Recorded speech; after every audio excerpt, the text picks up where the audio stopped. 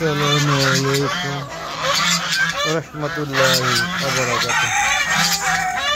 আমাদের পক্ষ থেকে ছাদ বাগানে সবাইকে স্বাগত। বন্ধুরা, চলে আসলাম বিকালবেলা।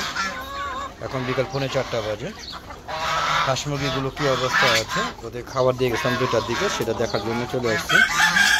সময় পাইলাম তো চলে আসছে ওদের একটু পর্যবেক্ষণ করার জন্য। দেখতেই পাচ্ছেন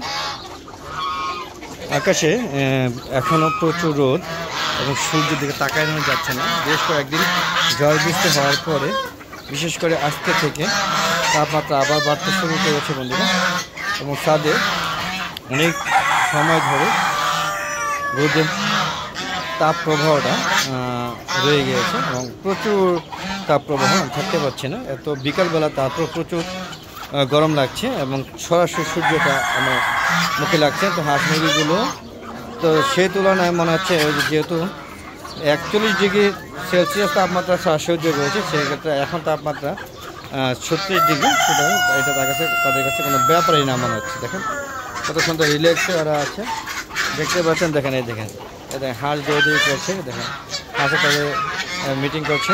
দেখেন এই যে দৌড়ে দেখেন কী অবস্থা, দেখেন এই দেখেন কীরকম সম্পর্ক, দেখেন কি আদর ভালোবাসা চলছে। যাক, ভালোবাসা করে আমরা দেখতে থাকি। দেখেন হাঁস মুরগিগুলো সুন্দরভাবে তাদের বিচরণ করছে, দেখতে পাচ্ছেন। তবে সেই তুলনায় মানে গরমে হাঁক নিঃশ্বাস দুপুরবেলা নিয়েছে, এখন মোটামুটি মনে হচ্ছে গরম তুলনামূলকভাবে কম।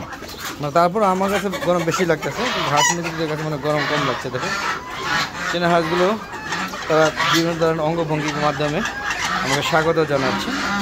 দেখতে পাচ্ছেন রাজা যেখানে 2টা আছে। যদিও বিকালবেলা ডিম পাবো কিনা আমি জানি না, এমন একটু ভয়ে থাকে সবসময় চিকার মধ্যে। দেখেন দেখেন দেখেন দেখেন দেখেন দেখেন কীভাবে দেখেন দেখেন দেখেন ওই দেখেন দেখেন দেখেন কীভাবে মানে দল খুব খেলাধুলা করছে বন্ধুরা। দেখতে পাচ্ছেন মুরগিগুলো এখনও কুজো মুরগি। ডিম আছে কিনা আমি জানি না। হ্যাঁ, ডিম পাওয়া গেছে, এই যে একটা ডিম দেখতে পাচ্ছেন। এবার ডিম দিলেই ওরা নষ্ট করে ফেলাইবে। দেখেন ডিমটা আমি নিয়ে গেলাম, নাহলে ওরা খেয়ে ফেলবে। হ্যাঁ, এই হলো অবস্থা।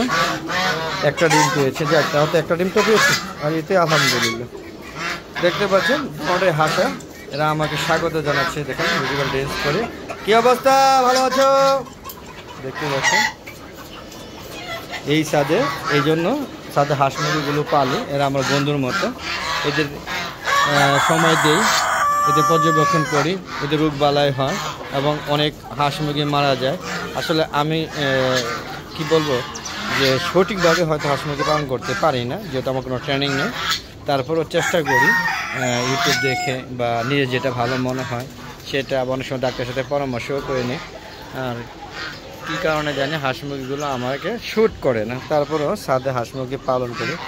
তো প্রচুর লস হয়ে গেছে আমার, প্রচুর লস, কোনো লাভ নেই। প্রতি মাসে 30,000 ওষুধ নিয়ে 35-36 হাজার টাকা খাবার খরচ যায়। তারপরে ম্যাক্সিমাম হাঁসগুলো প্রচুর খাবার খায়। তো হাঁস মুরগিগুলো দেখতে পাচ্ছেন কি সুন্দর একটা বিচরণ করছে। হ্যাঁ, প্রচুর লস যায়। তারপর হাঁস মুরগিগুলো শখে পালন করি।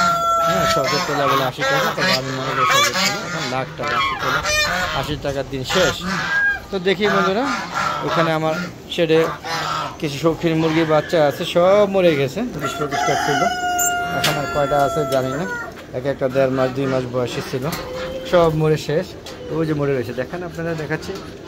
মানে কি বলবো, খুব কষ্ট লাগে। বাপ ব্রাহ্মাটা সম্ভবত মারা গিয়েছে। দেখেন এখানে 3টা এখনও টিকে আছে কোনো রকম। বাপ ব্রাহ্মাটা এখনও মরে নাই, শেষ নিঃশ্বাস ত্যাগ করার অপেক্ষা আছে। দেখতে পাচ্ছেন, দেখেন এই দেখেন কী অবস্থা। একে কী করবো আমি সেটাই বুঝতে পারছি না। এই দেখেন কী রোগ এটা আমি বুঝতে পারছি। এইরকম হয়ে মারা যায়, আর বাঁচতে পারে না।